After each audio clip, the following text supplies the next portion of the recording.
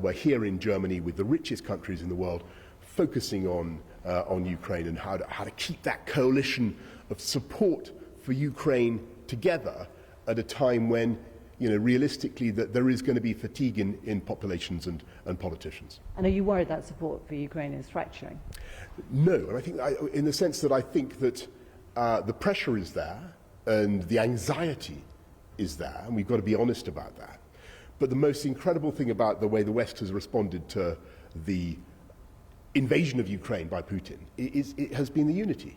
The NATO has been solid, the G7 has been solid, and we continue to be solid. But in order to protect that unity, in order to make it work, you've got to have really, really honest discussions about the implications of what's going on, the pressures that individual friends and partners are feeling, and populations are feeling, whether it's on the costs of their energy or food or whatever. And so it's only by really teasing it out, finding solutions together, that you can keep that unity and keep driving forward. We have 4% of our gas comes from Russia. In Germany, it's 40%.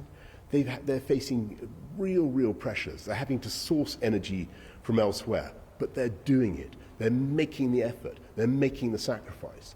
And that's because they see that the price of freedom is worth paying.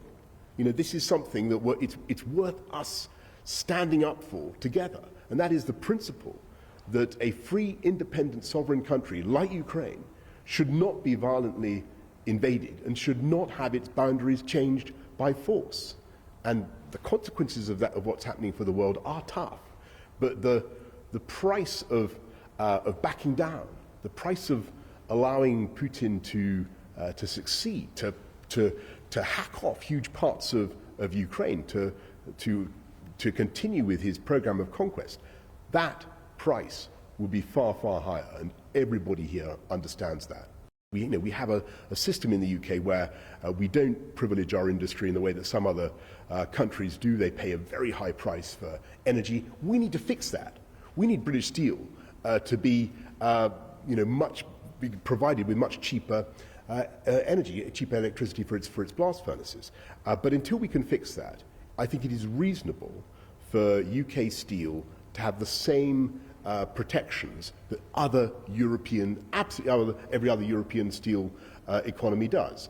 And the proposal would be for us to take off those protections, take off those tariffs, as it were, unilaterally, to do it without the other European countries doing it.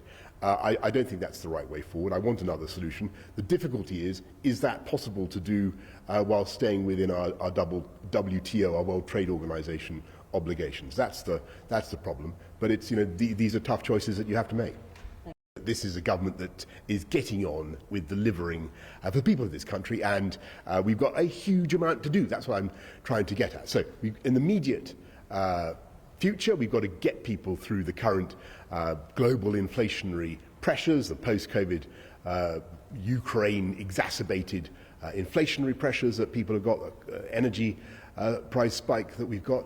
But at the same time, we've got a massive agenda of reform and improvement, a plan for a stronger economy, whereby we have to reform our energy markets, our housing markets, the way our transport networks work, our public sector. We've got to cut the costs of government, and we've got to make sure that we grow our economy by reducing the burden of taxation on business and on families, and have better regulation. That's a huge agenda of work. Plus, I'm here in the G7 in Germany, getting on with the job of standing up for British values that we express around the world: democracy, human rights, and freedom, and getting our partners, continuing to work with our partners on that terrible problem in Ukraine.